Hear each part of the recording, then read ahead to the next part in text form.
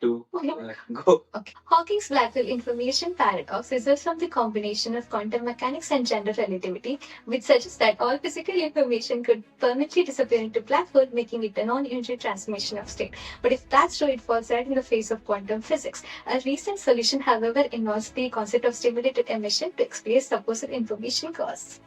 Nothing is going to happen overnight. Yeah. And that change was a bit desperate for me personally. And secondly, also the quota factor that basically I was not great at soft skills. I was not good at conversing in English that much. I was not. I didn't understand the English accent so much. In fact, like I had so many instances, especially in my first and second year, where I was like, I'm talking to my people and I'm just having to make them repeat that so much. And beyond the point, what happens is you just stop doing that. Yeah. And you just gain half the stuff from the conversation and you just okay. Yeah. Just go on vibes. Oh my god, I dislike Italy so much. You wouldn't believe. In our mess, there were 2 appointed mess leaders. You have to finish your entire plate and you have to show your plate to the mess leaders. My genius mind, what I did it was I stuffed idli in my socks and show my empty plate to the mess leaders, go outside and empty all of those and then go back to house and change my socks. If you're in Navodaya, if you're watching this, please don't do any of this. Please don't take inspiration here. That's not the point. But don't be like Srushti. And I had a bit more interest in theoretical physics. And in my third year, I did something called as the Dyson program. And in my second and third year, Dyson is the Dyson program. Yeah. But the name of the program, there was a big scientist who was called Dyson, and he used to. So the program was named because he used to self-study a lot. So yeah, I'm interested in condensed matter theory. So which is what I'm going to pursue further.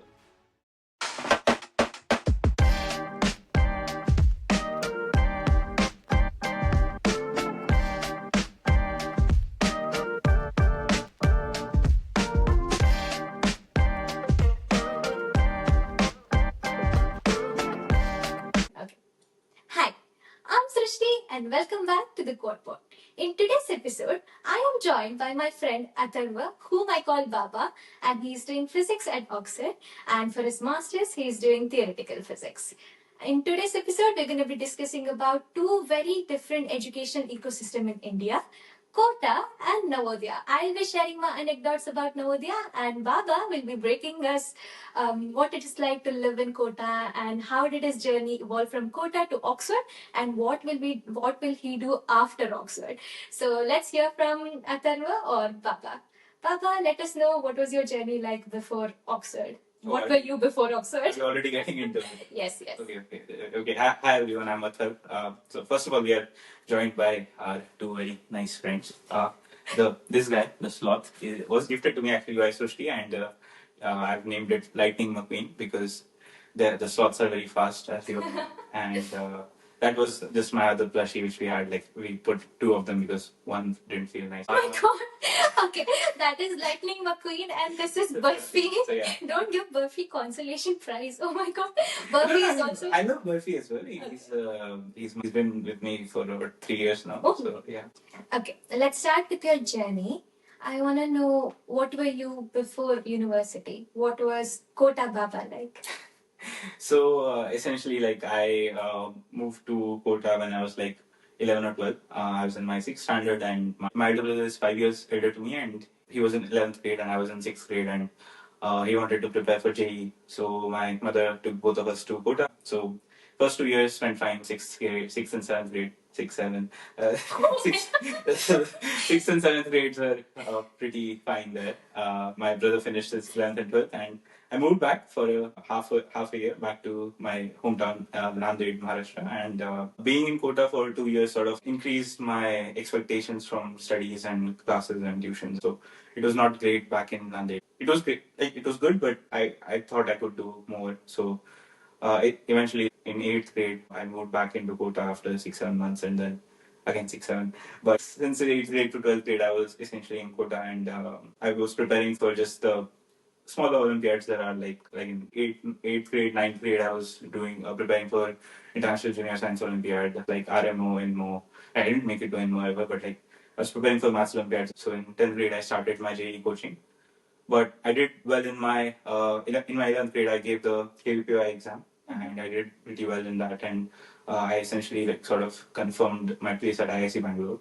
And doing International Junior Science Olympiad, that had sparked my interest into physics a lot as well. Like it started because my elder brother, honestly, like he.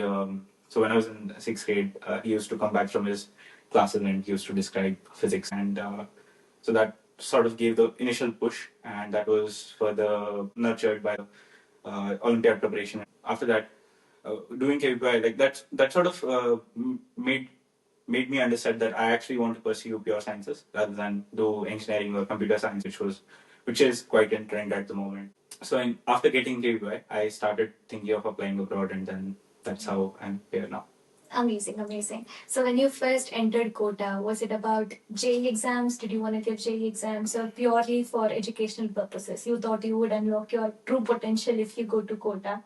Going to Kota was honestly not in my hands at all. Like I only went because my elder brother did. Yeah. And like I honestly like I owe everything to my elder brother and my mom and also my dad, obviously, like because he held fort back at home, and that's why we three could stay in Kota. So initially it was like, as I said, not too deep. Yes, I love to study. Even before Kota, when I was back in hometown, I was uh, interested in science. Rather than science at that age, it's not that much about science, but rather about maths. I was just doing basic school maths, Olympiads like IMO. We all have those SOF Olympiads. There was a exam called scholarship exam, like where the state government of Maharashtra. I'd done that before my sixth grade as well. So there was always that interest in just maths and science in general, and going to Kota sort of just gave me an opportunity. So initially, first 3-4 years there, they weren't very like that I want to do JEE. I'm like hardly locked into doing for JEE advanced or whatever, but it was more about just learning the science and stuff. But eventually, by 10th grade or so, ninth or 10th grade, it sort of gets a lot more serious. Yeah. People outside Kota think Kota is all about pressure and academics and competition. How accurate is that?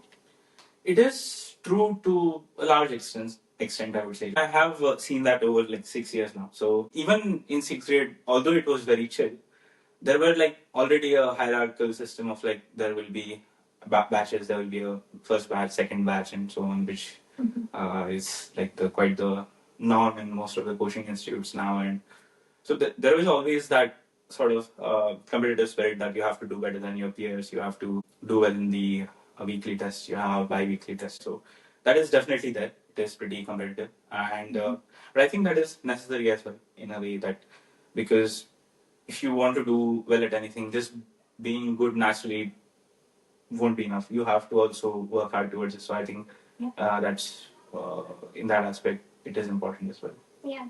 Another thing I want to understand from you is social life and burnout. Can you tell us, did you go through any burnout sessions or did you go through a social life crisis or how did your social life affect after Kota? I mean, honestly, there is no. Realistically, there is no social life in Kota. There will be. You will have friends. You will have people who are doing the same thing as you. You will have peers. What is lacking is that all you are going to do is study with them.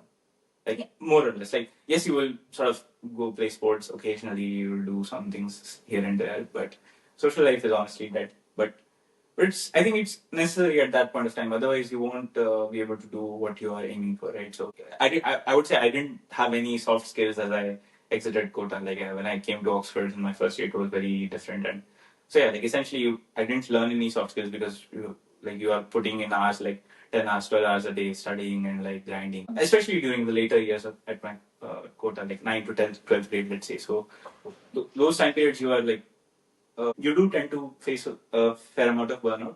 But fortunately, in my case, I was never alone in Kota. Like I had friends.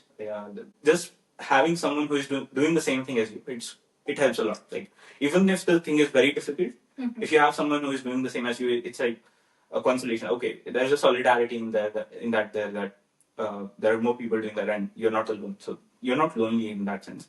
And secondly, I had my mom with me. So like even though my brother graduated 12th grade in my 7th grade, so after that, like since 8th class, it was me and my mom. Like she never left me alone in Kota. So she was a strong pillar of support for me there. So it was never difficult in that sense. Like even if it was difficult academically, there were always people around me who like were supporting, and not just friends and mom actually. There were uh, teachers as well who support you there. Anyways, enough about me yapping. Like, how about you? Like, what was your story before Oxford? How was? I think you were in Navodaya I and was stuff. in Right? Navodayan. I think my journey is, I think, very different to you, like miles apart. Because people think whenever they see an international student, they think we have similar journeys, and because our end goal is Oxford. Yeah. I had a very different journey.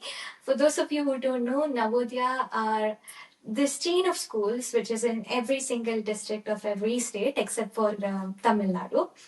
And the routine is quite interesting because you wake up at 5 in the morning, and at 5:30 you have jogging or physical exercises. After you finish your physical exercises, in some schools they get milk and biscuits, and some schools it's just milk. In our school it was turmeric milk and biscuit, which I hated. Even today, if I see turmeric milk, I have this memories just flooding. You get PTSD. I have PTSD from turmeric milk. But after that, after 6:15 or so, you go to your house and then you change up, and then at 7 you go to morning assembly, and then all of these chain of schools have the same song. Hami Navodayan Ho. We all sing the same thing. I think that's where we born to. Even today when I hear that song, I get quite emotional. And around 7:30, 7:45, it's our first lesson or first session of the class. And then 8 o'clock, you go for your breakfast, have your breakfast. And until 1:30, it's all of your 8 classes together. And then afternoon from 1:30 to 3, you have lunch, and then you rest. And then some of us take naps, some of us do some studying, and then you go to your class at 3. 3 till 4:30, we call it remedial classes, where sometimes our maths teachers come and take those classes and they start teaching maths, but other times it's mostly for self-study. And then 4:30 until like 6 o'clock, it's games and snacks and so on. First you have snacks, and then you go to your respective games that you have chosen. We have a lot of different games: handball, archery, cricket, a lot of different things. And then at 6:30 until 8 p.m. you have your self-study session, and 8 o'clock you have your dinner, and by 10:30 it's light off and everyone just sleeps. So this is what the roughly our routine looks like. But coming back to studies, I think it was quite rigorous. They made us study a lot of different things. At the same time, they also wanted to excel in a lot of extracurriculars. So we were divided into different houses: blue house, red house, green house, yellow house. So the competition was quite intense. Everyone used to compete a lot, and sometimes you used to hate an individual because they were from certain house. So I was from blue house, and back in the days, I disliked or hated red house. We call them Shivalik house. It's because even all the teachers were allotted different houses. Essentially Hogwarts, yeah, like Essentially Hogwarts, exactly. Gryffindor versus Slytherin. Slytherin. And for me, for me, Shivalik house was Slytherin, and all the teachers were Snape in Shivalik. But yes, the whole journey was that way. I don't know much about Navodaya, so tell me, like, how did you get into Navodaya? Like, Yes. I think I've heard it's pretty difficult to get into those schools as well. It is quite difficult, and there's also a luck factor involved because around 10,000 people used to write back in the days, but now I think a lot more people write because of exposure. So you go to a center, every district has a center, you go to the center, write your exam, and out of those many people, only 80 students get selected. So section A has 40 people, section B has 40 people. So for each school? For each school, every class have 40 students. So, and then it's free education, fully funded by the central government from class 6 to class 12th. And at class 10, they'll filter out again. For class 11th and class 12th, only 40 people progress. So I went to Chikmagalur now there, so JNV Chikmagalur. So 11th and 12th, we had only science branch, PCMB. So only 40 people there. So did you just go for 11th and 12th there, or where you? So when did you start in? 6th standard. So you can either enter in 6th or you can enter in 9th class. I see. Most of the people enter in 6th. In 9th, you have lateral entry. So in 9th class, 3 to 4 students are taken as lateral entries. Okay. So what sort of like fields do Navodaya students sort of look for? Like, I'm assuming it's because it's a school. I'm sure there would be many streams like arts, commerce, science, and. So So what sort of things are focused upon? Initially, I would have said a lot of them become scientists or do medicine or become engineers. Nowadays, I'm quite surprised at what Navodayans do. They're almost everywhere doing all different sorts of things. So it's hard for me to answer that question. But I just want to say everywhere, from medicine to social media to one of my relatives. He went to JNV Shimoga. He is working in cargo in Turkey, or I think they have Very diverse. very diverse, yeah. Fields in which they're going. I see. Exactly. So, what's one important story to you during your Navodaya time, which sort of changed you, or like which was very important to you?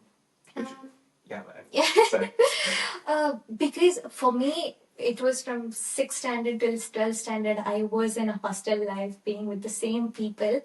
So it is hard for me to get one important story, but I have a couple of small stories which I can sew together and give you something. I think one of the silliest things I did was I really loved mango. Okay. And yeah, I mean, everyone in India loves mango. If I find anyone who doesn't love mango in India, it's like they should face some punishment. I think Exactly. Definitely. So in our school, our parents were supposed to visit us only once a month, which was second Saturday of every month. So during mango season, there was no way I could get mangoes, or there was no tuck shops or anywhere I could get mangoes, right? So we had a few mango trees. So what I did was I went out and I started throwing stones at mangoes and then trying to get those. This one time, we have matrons who look after our hostels. Everyone managed to run away, and I was the last person standing, and I was caught. And then I was called to the principal's chamber, and then they asked me to write imposition, which was, I am sorry I did this. I will not steal mango again, or I'll not commit such a mistake again. That sounds 500 times. That sounds like Dolores Umbridge. I know, I'm not even kidding you. And then imposition became a huge trend in JNV Chikmagalur. Any punishment you do, our teachers used to say, write a sentence for 500 times. So all Wait, what class was this? Sorry. This was 7th standard. They're making you do this in 7th standard. Not even 7th standard, even 12th grade students have done this. So we write same sentence 500 times. And back in the days, I think all of us bonded over the same trauma of writing something 500 times. So that was such a fun story. Another thing was, I think in 12th grade, I was preparing for Oxford or anywhere else. So there was this scholarship foundation called the Karta Initiative. They initially, they weren't set up as a foundation for scholarships. It was for building 21st century skills. So their 4 values were integrity, perseverance, flexibility, and service. I was not flexible, both in mind and action. I was not flexible because I was quite homesick. And they wanted me to move JNVs in my 12th grade, because all the people who were selected for Karta could stay in a single JNV. So I was pulled to JNV Haveri. I did so much drama. I called the head person of Karta and I was like, the weather is so hot. That sounds like you. That sounds like me, exactly. The food is not good. My mom wants me to come back. I gave all the excuses I could think of. Right. But they denied. They were like, if you leave JNV Haveri now, you are not allowed to continue in the program. So where is this Haveri? Is this a Mumbai one? This is in Karnataka. Mumbai one was Palghar. I'm just curious. I mean, we know each other for such a long time. So I'm just trying to connect the dots here. Yeah. So in 10th grade, I was selected for Karta Foundation because they wanted to hone my 21st century skill. They said, we'll give you better opportunity to go to different universities or explore universities. They didn't promise anything. Around 50 students were selected per batch, and only I think 6 of us made it in our batch to different universities. So they had different workshops every summer. One summer was JNV Palghar, one summer was JNV South Goa, some things like that. So we used to go to different JNVs for workshops because that's where all the students. So it was more of a summer type thing. A summer workshop, exactly. And this particular foundation, the Karta initiative, was only for JNV students. Now it's for a lot of different schools, but back in the days it was just for JNV students. In 12th grade, they asked me to, instead of summer, they wanted me to stay the entire year in a different school. So I had to make new friends from scratch, adapt to a different city from scratch. I had no clue who the teachers were. And 12th grade is also very intense because it's public exam, right? So I had to give my CBSA, and of all the combinations, the one I took was PCMB. Physics, chemistry, maths, biology, and English. And I was also traveling a lot back then. That's a lot. It was very intense. And I was also like 16 or something, which was too much for such a young age. There, I gave all the excuses, but they were like, we will discontinue you if you do not stay in JNP Haveri. And I think that was the best decision I ever made in my entire life. I stayed in JNP Haveri, and I have such good memories from Haveri because I made good friends. The food in Haveri is incredible. Even today, I remember all the like tomato baths or biryanis and all of it. So good, and teachers are incredible too. And then eventually I went back to JNB Chikmagalur to write my exams, and everything was fine. So I think just taking that risk, even though it's a new place, new environment, and also very important stage of your life, I think that is the reason I am here today. Otherwise, I would be in a different place. But I think that No, but I think that's basically, if I understand correctly, it's your story of like getting out of your comfort zone. Getting out of my comfort zone, for sure, for sure. I think going to Navodaya itself is already getting out of your comfort zone, but this was just pushing you to your limit. So today I can be anywhere without being homesick, or can make friends anywhere. So a lot of people ask, how do Navodayans make friends so much? Because we are conditioned to making friends, because we are always reliant on all our friends, which is now you're extroverted and warm. Makes so much more sense. So my school prepared me for this. Okay. So I think that was a good journey both of us shared about Kota and Navodaya, how different they are or how similar they are intellectually and stuff. I think it's a great segue for me to go to education. Right. So now we are doing physics at Oxford. You did your undergraduate in physics, and now you're specializing in theoretical physics. Why physics? Because you could have chosen maths, engineering, literally anything, even though you were inspired by your brother. So why physics particularly? Did you do your research properly? No, I mean, okay, so as I said earlier, like I had gone to Kota in sixth class, and so I already had a exposure to this sort of JE preparation mindset. I wasn't already doing that in my sixth grade, seventh grade, but like I still saw my elder brother doing it. I saw everyone around me was working so hard. But there is this one very particular story I would like to share. So my brother, when he was in Kota, he used to go to extra coaching class in addition to his main coachings to learn physics. So even now, this is a big concept that even if you are in a particular coaching institute, there are many teachers who just have their own individual classes in Kota. So at that time there used to be, I think they are still teaching now. I think so. There used to be this Amit Gupta sir. He's very famous. Like I've not had a chance to learn from them unfortunately, but he used to apparently teach very well. And so my brother joined their classes for a bit. Yeah. He used to like just had the very great knack of teaching that to my brother. And so he used to come back home and he used to describe this thing of like he used to be just very joyous and he used to be very happy that okay, I learned this today. And he used to like sort of explain it to me. Okay, this is how it happened. This is circular motion. This is momentum, inertia, or whatever. Like there were more buzzwords for me at that point of time, but I didn't understand all of it. But yeah, that was sort of the starting point. And he used to like push me to okay, study and like that sort of enthusiasm sort of rubbed off me in the initial 6 and then like that sort of started making physics seem very cool to me. Cool, like it's like because like only the smart people do it. Like, no one else does it. So so initially it was that. It was definitely that was my start.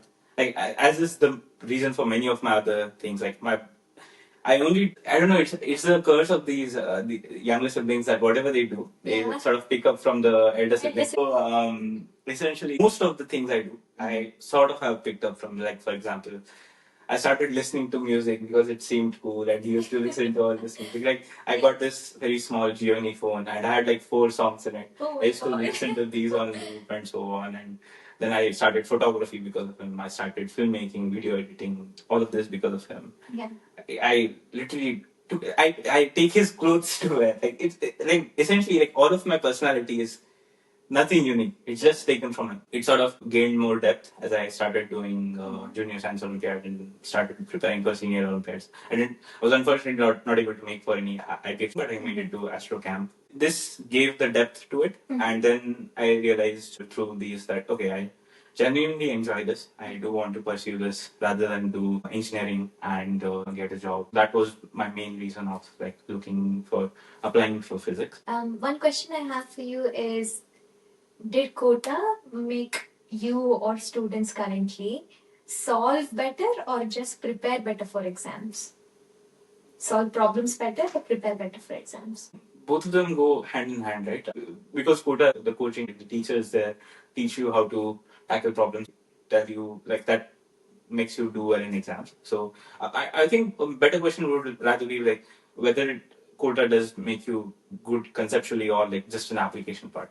So I think so. If I answer that, I would say maybe like, yes, like because there you're trying to maximize the mark. So if you just take that as the constraint, sometimes yes, you end up like losing on the conceptual understanding of the subject or something like that. But fortunately, in my case, because I was there for a long time, I was able to like cover that. Because I was there for a long time, you get adjusted to it, and the teachers understand it as well. So, what advantages or disadvantages Indian students have internationally, do you think? One of the main advantages is that I think the curriculum here, particularly in UK, it's uh, not as rigorous as it is back in India, just because of the sheer number of people doing it. So it will be a lot more people are working, so you have to compete against a lot more, so you have to work harder. Disadvantages is like, I think it's common to anyone going to any different country. It's just adjusting to a culture difference, adjusting to mainly culture difference, and then adjusting to everything else, having less support system in comparison to India. You want like, for example, if I were in an Indian college and if I mess up something big, parents would be there. You will have a lot more friends. You will have a lot more context. But here, it's only your friends. So it's a lot more difficult in that sense. Yeah, those two are the major difficulties. This is a personal question for you because I know you for so long. When I first met you, it was quite a long time in your first year. I met you in like 6th or 7th week. And I heard from people in first term you were hibernating for 4 to 5 months. Was it a hangover from Kota that you didn't want to meet people, or did you think you were not making true deeper connections? Why were you like that? I think both were the things. It's just, but also it was a lot of my own fault that you sort of like, when you come into college, you should not have a lot of huge expectations from it. Like what happens is, especially when it's a bigger university, like let's say, okay, you're already visualizing, oh, I'm going to Oxford, I'll do this, I'll do that, a lot of friends, I'll do so many cool things and so on. And then when you come here, it's like, to do that, you have to obviously like, make a meaningful connection or have a meaningful connection. It takes time. Like it's nothing is going to happen overnight, and that change was a bit desperate for me personally. And secondly, also the quota factor that. Basically, I was not great at soft skills. I was not good at conversing in English that much. I was not. I didn't understand the English accent so much. Like I had so many instances, especially in my first and second year, where I was like talking to many people, and I'm just having to make them repeat that so much. Beyond the point, what happens is you just stop doing that. Yeah. And you just gain half the stuff from the conversation and you just, okay, I'll just go on vibes for the rest of the thing. So that sort of reduces it already. Like you just stop enjoying it. And initially that happened. So because of that, I wasn't able to socialize so much in my first year, in my first 2 terms. So that was the major reason of the hibernation and stuff like that. So, but yeah, you get over it. You learn. You live. You learn. So how about you? Like, how was your college life and how? Like I was in my first year when I met you, right? You were already in your fourth year, so you knew a lot already. So how was your college life? What's your advice you would give to people? For me, college life was difficult because I came to my first year and then COVID hit. Oh, so I was just stranded here. And I couldn't go back to India because India was under red list. So I stayed in Oxford alone. So that had a massive toll on my mental health or even the way I socialize with people. Initially, I was a bit passive in socializing, thinking there is time, I will talk to people. But once COVID hit, I sort of realized we might not live tomorrow. So we need to make the most of our lives. I think if I were to quote this person, Katrina Kaif from ZNMD, she gives this advice to Kabir, where she says, "You need to live your life. How do you know there's going to be tomorrow?" So I was watching all of these movies during COVID, and I was like, "She is right." But now I think it was one of the stupidest characters. But back in the days, it hit me. So once social distancing was erased, once I could meet people, I made an active effort to get into societies, become presidents of societies, or talk to different people. So I put myself out there in the driver's seat this time, not in the passenger seat. So that's how I made an active effort. And then how I met you, I had you for my birthday and everything. I went to the same thing with accent problem, cultural shock, also people having beer at 3 p.m. and I wasn't drinking, and so on. It was clubbing culture. Everything was pretty new for me. Now I've sort of adapted and I've put a boundary as to which events I want to go, which events I don't want to go. Right. So now that I've known about your journey and education, I want to understand what area of physics interests you the most. Right. Yeah, I mean, I came to Oxford. The social part aside, everything aside, like, yes, at the end of the day, I came in to study, right? So, yeah, just started studying in my first year. I did an internship in experimental particle physics. In my second year, I did something in experimental quantum computing. And in the third year, I did something in condensed matter theory. Or rather, at the intersection of condensed matter theory and particle physics theory, theory. So, right. So, I've always like had this sort of physics was always this cool subject that I wanted to do, and like that was further emphasized by like I watched the Big Bang Theory show in my 12th and in my first year as well, and that sort of like made me fascinated about this theoretical physics subject, and I had from the start itself I was a bit more oriented in the theoretical side rather than the experimental physics because I swear if you leave me in the lab, I would blow something up any day. Like no experiment would go well with me. Like we had labs in our first and second year, and I did not like those particularly. Since first year itself, I had a bit more interest in theoretical physics, and in my third year, I did something called as the Dyson program, and in my second and third year, both years. Dyson is the Dyson head wrap. Yeah, of course. First to understand. But the name of the program, because there was a big scientist who was called Dyson, and he used to. So the program was named because he used to self-study a lot, and the program was meant to be more of like you study yourself and then you meet group weeklies and bi-week once in 2 weeks to discuss stuff, right? So because of that, I landed an internship at the end of my third year in the Maths Institute, and so I've been working in condensed matter theory, and I've sort of extended that into my fourth year master's thesis. Interested in condensed matter theory, which is what I'm going to pursue further. So my question now would be, when you were watching Big Bang Theory, who did you relate more to, Sheldon or Leonard? Okay, I related more to Leonard. Yeah, but when you say you like theoretical physics more. I relate more to Leonard just because the character of Sheldon is very obnoxious. Okay. That's the only reason. It's not that I hate experimental physics, but rather I don't think I'd be good at experimental physics. That's the major reason. Like, yes, the experimental physics is a very attractive field. It's a very lucrative thing, but I don't think I'd be good at that. So that's the major reason. And the reason I relate more to Leonard is because I just think Sheldon is just, I mean, it's a very overly exaggerated character. Yeah. You tend to grow on him and you say, it's like, okay, he has quirks, but you still like him. Yeah. Because he's not a evil person at heart. And to our viewers or listeners, most of my friend groups, it's just physicists, and most of them are theoretical physicists. So I am dealing with 10s, 20s of Sheldons in my life, but obviously you're not as bad as Sheldon. Come on. That's for me to judge. Okay. No, you definitely are not as annoying as Sheldon. Next thing is, what is next for Baba? Where are you headed next after your master's? Okay, the thing is should I reveal it here or not is the question, because I want to put out videos on my channel. So go check out my channel. But I'm doing a PhD. That much I will tell you. Okay. It's not in the UK. You'll see what's coming next. Okay. Papa is going to be doing a PhD in some mysterious place in order to know what field it is in or which university it is in. Stay tuned and look out for Papa's channel.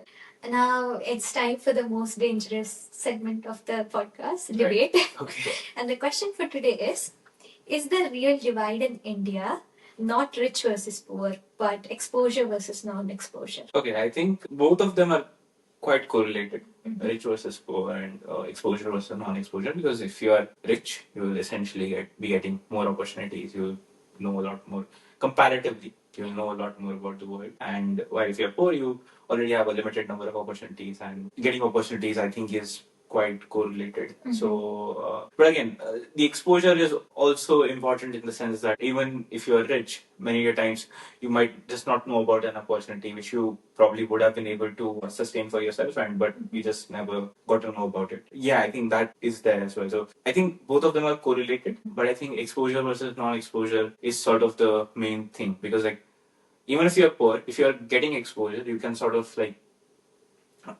find opportunities according to what you okay you see more of the world, right? Okay, you realize, okay, I don't have the monetary funding, like it's for me as well. Like I didn't have I could never come to Oxford by paying for it myself. Yeah. But just knowing about this because of my seniors, that there are opportunities like this, I could apply, and then I got here. Yeah. So that's there, I think. So exposure versus non-exposure is, I would say, the more important thing. Yeah. No, I completely agree with you. It's more about exposure, non-exposure.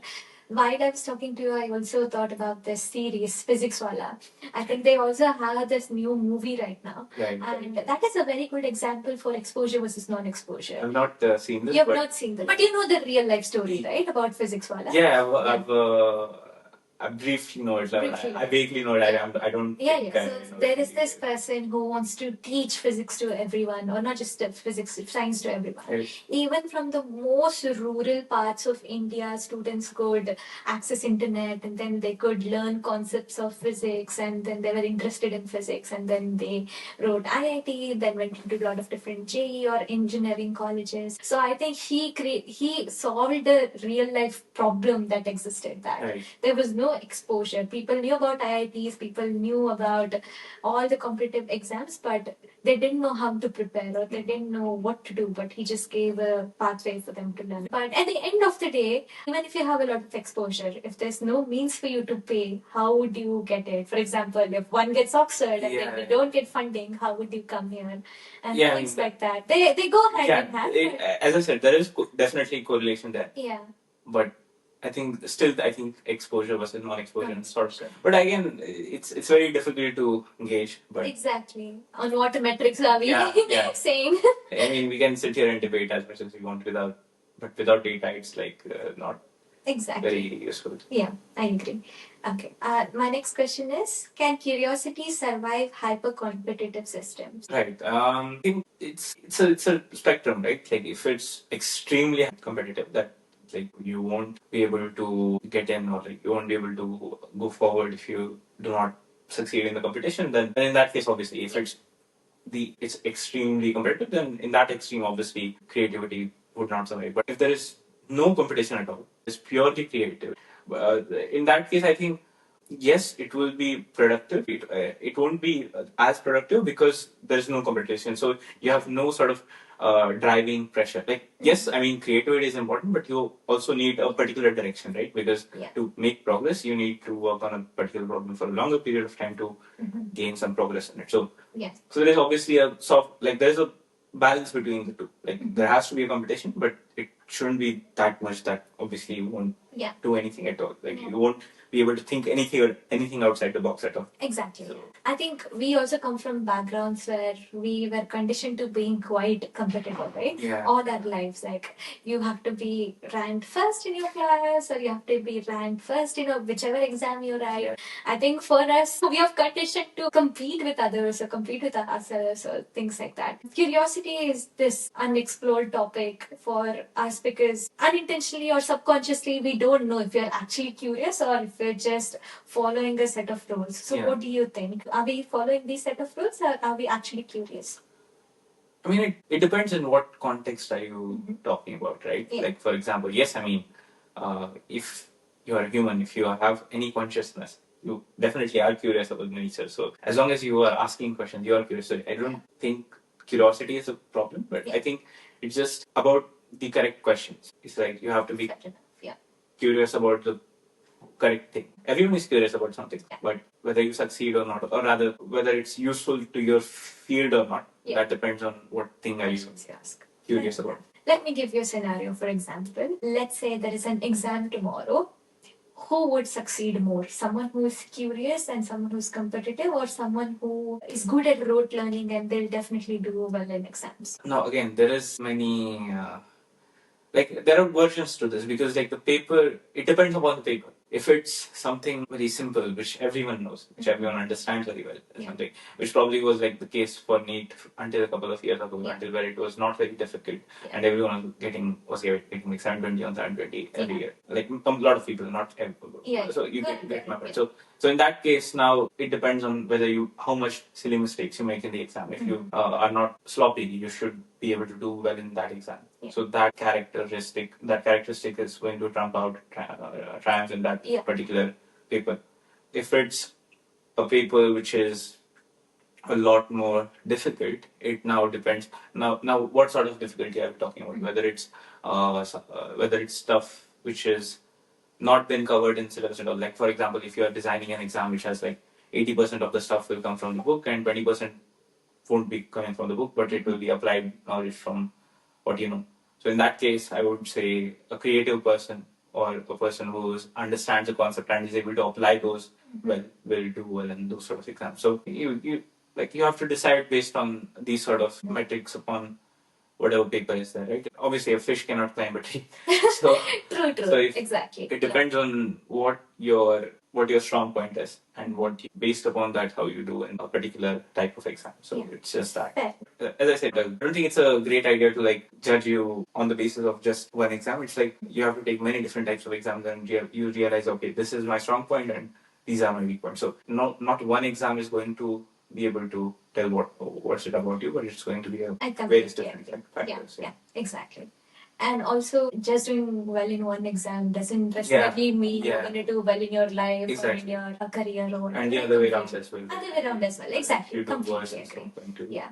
To share a small secret of mine, which some of our friends know but you don't know, is in class 9th, I hated physics.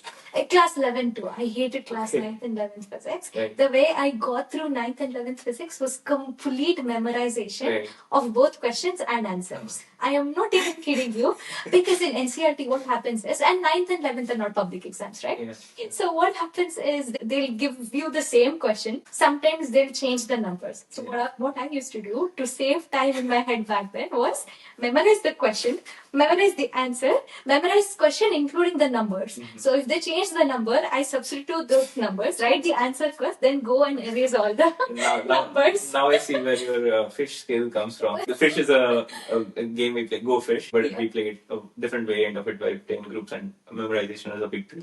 So she's really good at that. Yeah, I am gifted with pretty good memory, so I exploit it. Just as a joke, like what's the physics concept you have memorized which you still remember? Is there anything like that? You actually want to know? Yeah, of course. Please. Okay. Okay. 3, 2, 1, go. Hawking's black hole information paradox results from the combination of quantum mechanics and general relativity, which suggests that all physical information could permanently disappear into black hole, making it a non-unitary transformation of state. But if that's true, it falls right in the face of quantum physics. A recent solution, however, involves the concept of stimulated emission to explain supposed information costs. This is how I exploited my 9th and 11th concept. But yes. You have no words. Okay, I'll tell you one thing. I'm so bad at chemistry. I wish I had such a memory mind. Like even in physics as well, it's helpful. Like I'm very bad at remembering stuff. Like if I wrote something on the previous page, I just like what was I have to flip through the page. Oh, this was the equation. Okay, I write it down again, and then I start thinking. Yeah, but you genuinely understand the concepts, right? So that is one good thing you have. I mean, there are different skill sets. It's not. I don't think I can ever master. I mean, probably I could, but I've never worked. You have better work to do. Yeah, I'm not of work already. Yeah. But this is one of the reasons I was good in chemistry, especially in organic chemistry. Guess how much I got? Guess how much I got in my JEE Advanced. I gave my JEE Advanced after my Oxford results. If I didn't prepare for 4-5 months, I gave up on chemistry. Even physics, I left the Kota. I was back in India, and still I gave JEE just as fun. So, and I got a rank of 1100 based on. It's very bad. I could have gotten better, but. So, guess how much I got in physics? Guess my distribution in physics, chemistry, maths. Let's say the exam is out of 108 for each subject. Okay. So, of each subject, guess how much I got. So, you want me to guess for 108 how many? Yeah, what was the. Okay. No, like 108, 108, 108. Yeah, same thing. Okay. Let me start with physics. I'm gonna guess. I'll go with 73 because that's Sheldon's Physics favorite number. 73, sure. Yeah, physics 73. I don't remember that. Why? I don't know why you remember that. But No, I've seen Big Bang Theory more than 3 times, the entire thing, which is why. And okay, fair enough. let me guess chemistry. I'm gonna guess it very low because there are negative markings. So I'm gonna say 45. Okay. And for biology, I'm gonna say 70. Not biology, maths. Oh, sorry. Maths. Sorry. Okay, maths. But yeah. Yeah, maths, I'm gonna say 70. Yeah. You're correct in physics and math. I got like 75, 75 Oh, each. amazing. In chemistry, I got 9 marks. I literally got 9 marks. Oh my god. Of the whole 108 That's amazing. I had not studied a single word in those like Oh last. my god. And I anyways had given up on not. Now I have a few questions from Instagram. Would you like to answer those questions? Yeah, sure. I have a few questions from Instagram. I put up Yeah. a poll or questions, and people send me questions. So these are from Kota students or students in general. First question is, have you seen the Kota factory? How accurate it is Kota factory? Do you relate to the main character vibe of?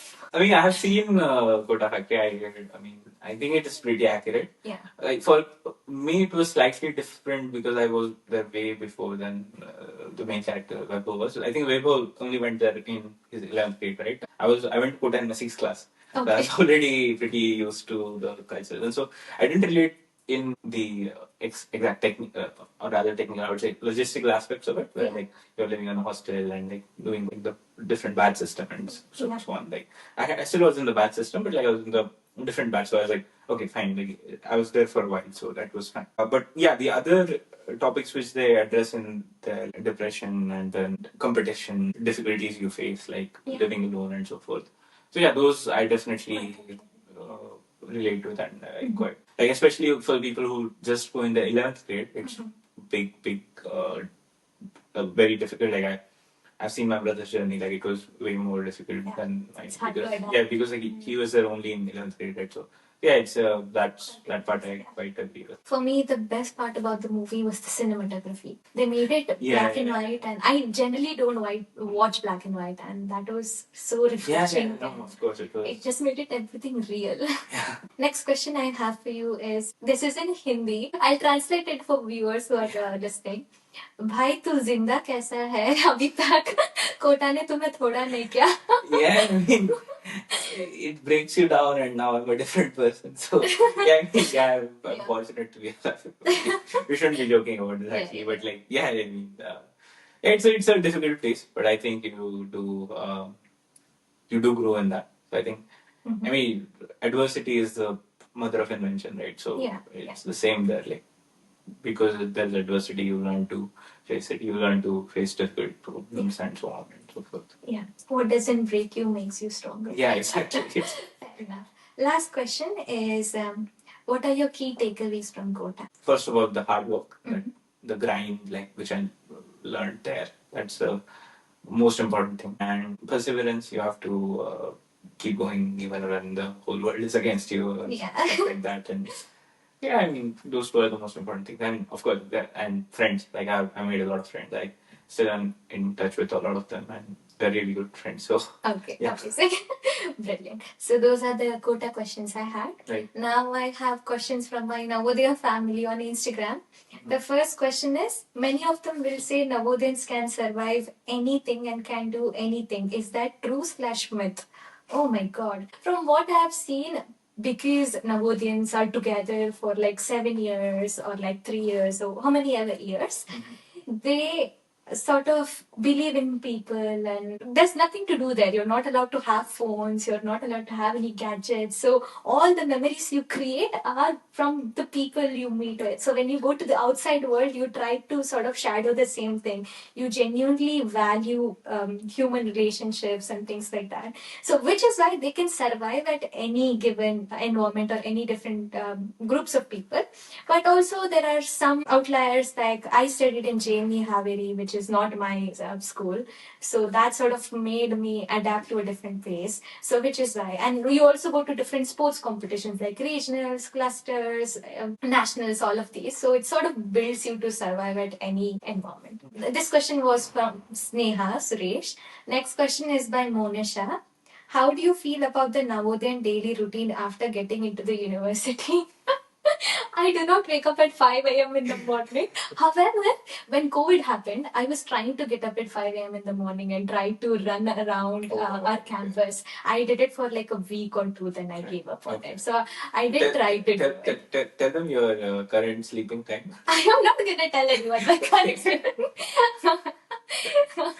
but yes. Okay, well, I'll tell you the current time when we are recording. So what is the It's time? 10:46 Okay, p.m. And we are so this is the normal like time to be alive.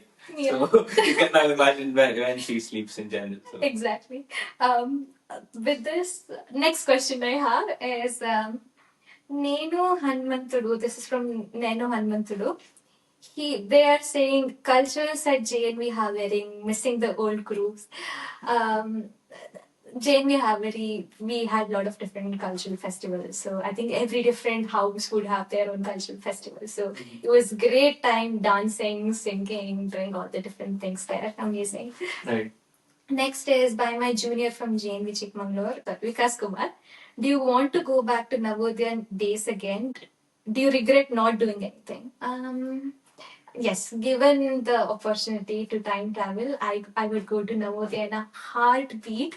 One thing I regret doing is probably I shouldn't say this on camera is I did not like a lot of food given to me back in the days in Navodaya. One of the famous ones is idli. Oh my god, I disliked idli so much. You wouldn't believe.